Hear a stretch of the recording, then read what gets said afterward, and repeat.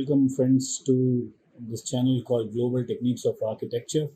Here we generally speak about the various complications into facades, as well as this channel is basically dedicated to the student fraternity of architecture, engineering, whether it be civil, whether it be mechanical, because what I have been observing past these many days that in India as a country, we don't have anything called facades or building envelope as a dedicated subject.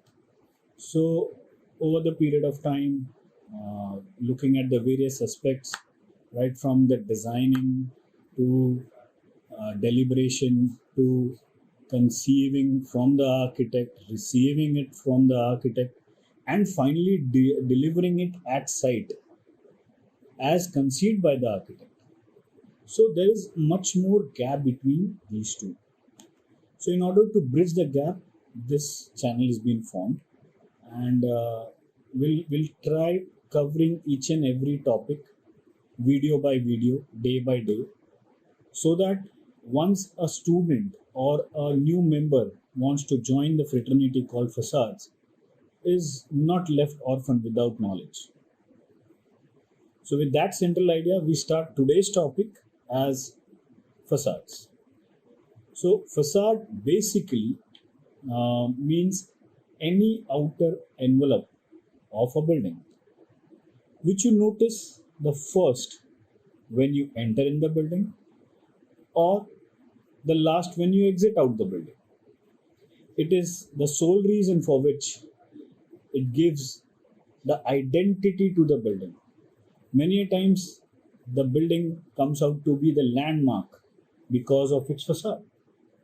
And that's the sole reason for which we consistently, as consultants, try to improvise and achieve the best possible conceived image by the architect, so that when it comes to the final output of the product, it looks as it was conceived. So, if you are with me, just think of the ancient India. In ancient India, we had no glasses. Also, we had minimalistic glasses. But then too, we had facades which were full of stones, marbles, and we had muddy walls. I come from a place in India called Ayodhya, and I own a place, ancient house over there, and still it has muddy walls, almost like 500 or 700 deep. So now those walls are performing into a specific direction, as termed scientifically as performance of the overall house. So it is keeping the heat away. It is not allowing the water to get in. It is maintaining the same antisocial elements to enter into the house. Now, due to this called modernization, what has happened is into metro cities already we have scarcity of spaces. So due to this scarcity of spaces, what happens is the city is growing vertically upwards. Now, once I say it, the city is growing vertically upward, I mean that there is a space restriction, whether it be Mumbai, whether it be Delhi, whether it be Chennai, there is always a space restriction. So now there is no liberty to go and have the best possible U value product called a mud wall to be used for facades in metro cities. So over a period of time, we came up with ACC blocks. We started using bricks. Then we graduated further and we said, let's do it with RCC. Now, past 15-20 years, the facade has been booming. The facade has been growing.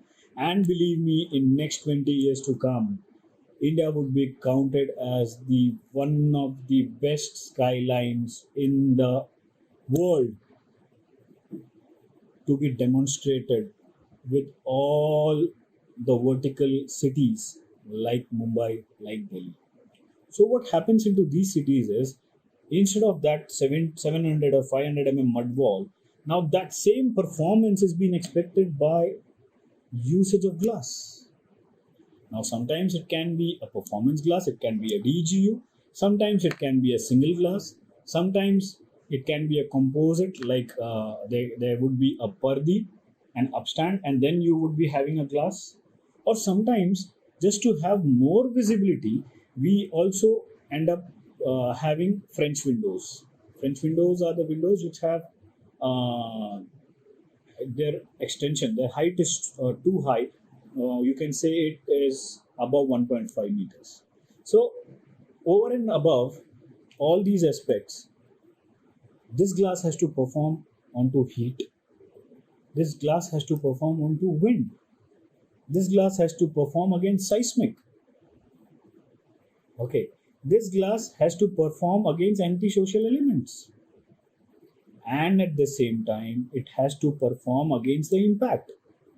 I still remember into my ancient house, we used to just roam around and bang each and every walls, and just like that, just for fun, we used to kick the walls. Our kids don't have that liberty because it's glass. So then too, we cannot leave it to the mercy of just glass. There has to be a selectivity procedure to it. So in the due course of this channel, you keep on coming, you keep on subscribing, you keep on gaining knowledge to this, how the glass is to be selected, which type of glass, where a DGU is required, where a laminated glass would be required. So these are the various topics that I would be covering in later part of the series. As of now, for today, we try to formulate a normal layman's definition for facades, which has nothing to do with Gaurav Tiwari as an engineer. It is just a layman coined term. You can just say that outer periphery of any building, which is not casted along with bricks and mortar, but then too forms the fascia of the building. Then too forms the face of the building is termed as facade. 90% of the time, or say you can say generally, facades are non-load bearing. So when I say non-load bearing, it means that facades don't take the load. They act as a postman. So if they receive a severe wind load, they'll just transmit that wind load to the RCC. So whoever is your designer, whoever is your consultant, whoever is your supplier, whether it be for glass, whether it be for some systems, whether it be for railings, whether it be a consultant, he or she must be in a position to give you this answer, that what would be the load path. Because this postman, so-called facade, has an authentic load path, so that it takes the load as wind load and transmits it through to the RCC. So this transmittance of load would, and the path along which it is being given to the RCC, is called as load path. Any consultant, any architect, any student wants to learn about this can contact. And there has to be a very specific answer to this. Just an example, if at all it's a seamless railing. Seamless railing are favorite of architects, right? Once I say seamless, it doesn't have those vertical posts. So just a quick example to it.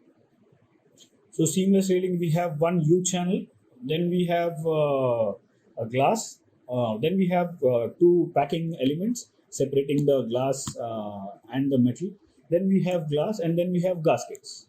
And then over and above we have a top rail. So on that top rail, to this U channel which is anchored to the civil, we have a load path. So how does that load path come across or behaves? So it is like this. The end user comes and holds the railing through the grab rail or the top cap. So number one, the load is applied at the top cap or from 200 mm below from the top of the glass. Suppose the glass is of 1.2 meters or say 1200 mm height. So at 1000 there would be an application of load. Suppose this is the glass, so this is the application of load. So this application tends to bend this glass forward or backward depending upon the push and the pull. So the load path would be from the end user to the glass, from glass to the wedges or say the packing, from packing to the U channel, from U channel to the anchor, and from anchor to the RCC. So this is the load path in general. So if at all you want to have a safe building, if at all you want to have a safe analytical building, you must definitely ask for a load path for every wall type that you have into your project, depending upon the functionality, whether it be an ITSEZ, whether it be an IT building, whether it be a hospitality building, a hospital, a school building, a residential. So every element on facades would be having its own load path. So with this, I conclude this video. Keep coming, keep sharing with your friends for further knowledge. Thanks.